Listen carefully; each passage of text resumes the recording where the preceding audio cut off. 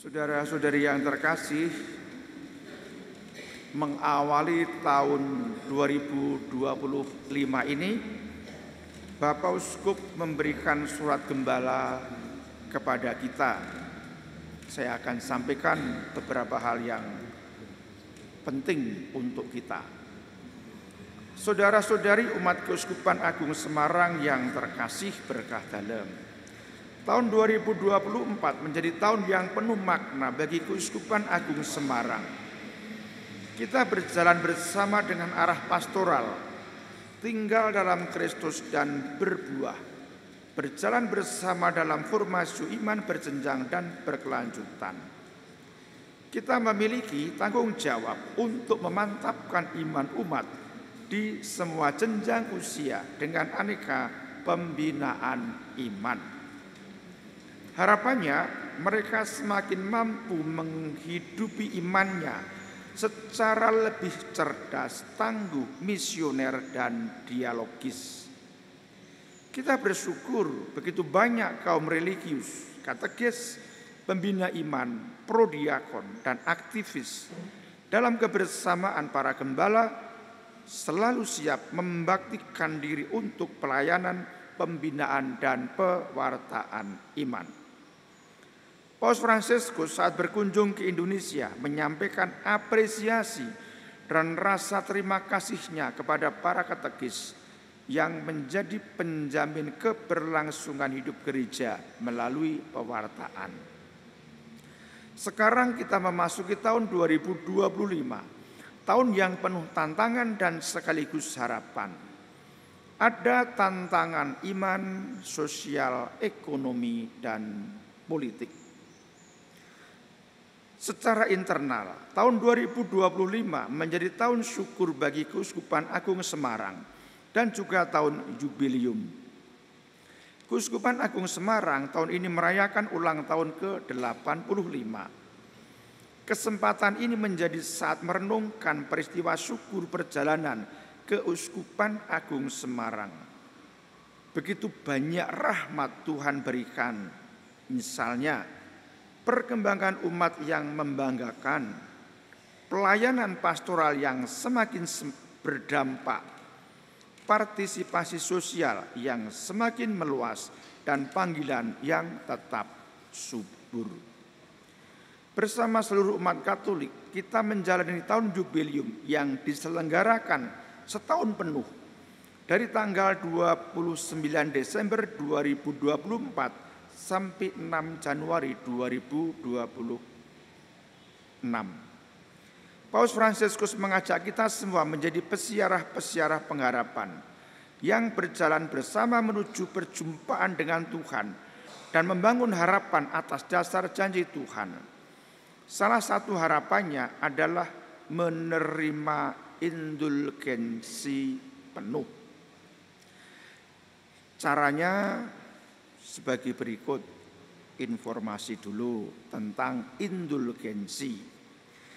Indulgensi adalah penghapusan atas hukuman akibat dosa-dosa yang telah diampuni yang dapat diperoleh oleh orang beriman Kristiani yang berdisposisi layak serta memenuhi persyaratan yang ditentukan oleh gereja dan diperoleh dengan pertolongan gereja sebagai pelayan keselamatan.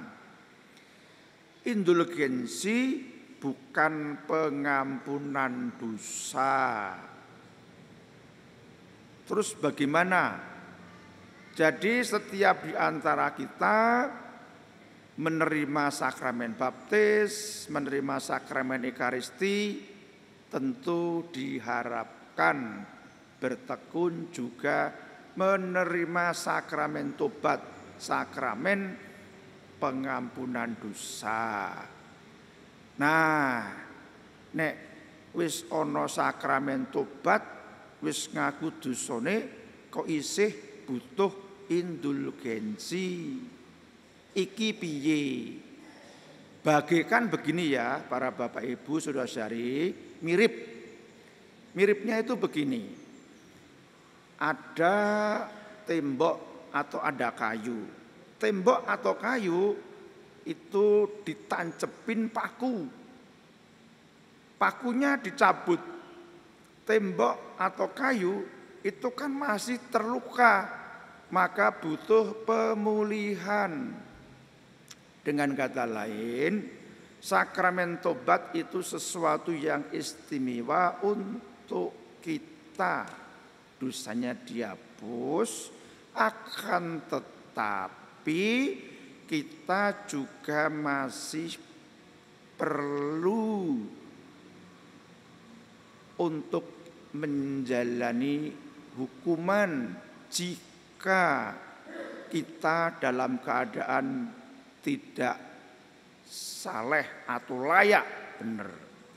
Dengan kata lain, dengan mengalami indulgensi ini, hukuman-hukuman kita ketika kita itu meninggal, itu pada akhirnya nanti akan diberi pertolongan oleh gereja. Nah, indulgensi diperoleh untuk diriku, untuk keluargaku yang sudah meninggal, tapi bukan untuk istri, suami, anak, tetangga. Itu yang penting untuk kita ingat. Nah, berikutnya, selama jubileum Paus Fransiskus mengharapkan agar umat bisa menikmati tahun rahmat indulgensi yang disediakan. Prinsipnya, semua umat beriman yang sungguh bertobat dan bebas dari segala keterikatan terhadap dosa, yang digerakkan oleh semangat kasih terhadap sesama, yang selama tahun suci disucikan dengan sakramen tobat dan disegarkan dengan komuni kudus. Tempat penerimaan indulgensi penuh itu di mana?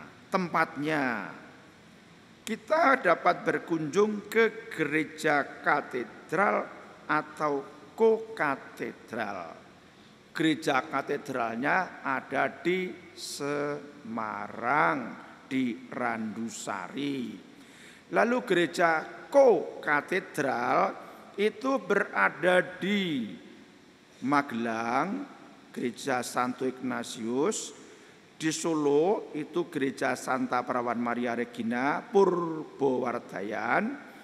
Di Jogja itu ada gereja Santo Yohanes Rasul Pringwulung. Dan yang terakhir di Wates, di gereja Santa Maria Bunda Penasehat Baik. Nah, di tempat itu akan dilayani perayaan Ekaristi Kudus dengan intensi khusus indulgensi.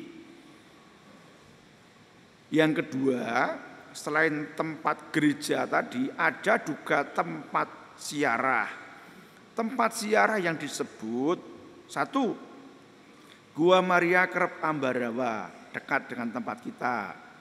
Yang kedua adalah Gua Maria Sendang Sono. Yang ketiga adalah Gua Maria Mojosongo. Keempat, Candi Hati Kudus Tuhan Yesus Ganjuran. Dan yang keempat adalah Makam Kerkov Mundilan. Berikutnya, siapa yang dapat memberikan indulgensi, yang dapat memberikan atau pelayan penerimaan indulgensi adalah Bapak Uskup, Romo Vikep atau Romo-Romo yang ditunjuk oleh Bapak Uskup.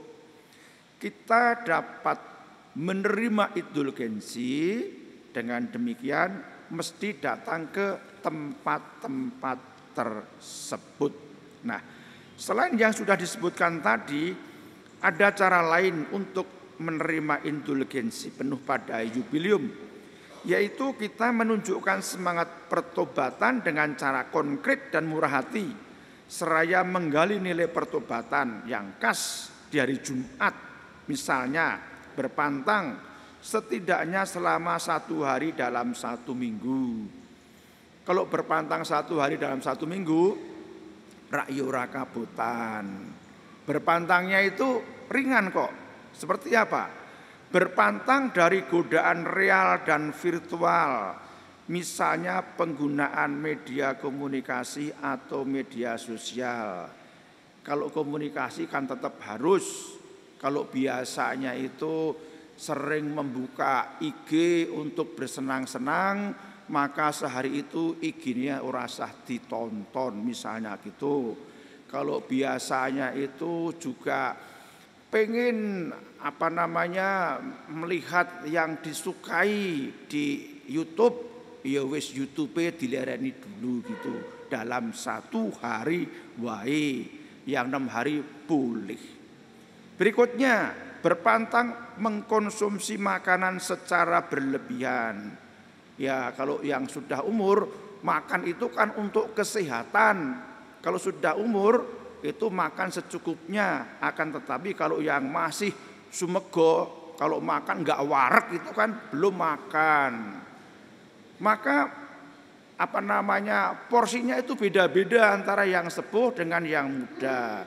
Nah, kita semua beri kemungkinan untuk makan itu secukupnya. Makan yang baik dan sehat adalah berhenti makan sebelum kenyang. Biasa seperti yang disebutkan, cara lain adalah berpantang merokok, dan yang lain disebutkan adalah menyumbangkan sejumlah uang kepada orang miskin atau dengan mendukung berbagai karya sosial, terutama membantu anak-anak terlantar, remaja yang berada dalam kesulitan. Jadi saudara-saudara yang terkasih, lain kali kalau ada kesempatan di tempat tertentu yang saya sebutkan tadi, monggo silahkan rawuh untuk mengikuti perayaan Ekaristi, untuk menerima sakramen tobat di tempat tersebut, agar kita semakin tersiapkan untuk berjumpa dengan Tuhan yang sangat kita harapkan. Karena dengan cara itulah kita menjadi siap untuk berjumpa dengan Allah yang Maha Kudus. Terusannya surat gembala begini.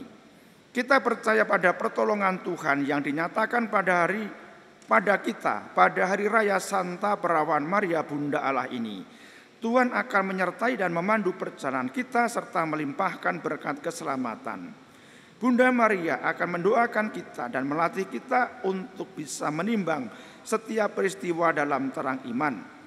Kita diundang memiliki sikap batin seperti Maria, yaitu membawa segala pengalaman dan pergumulan hidup kehadirat Tuhan.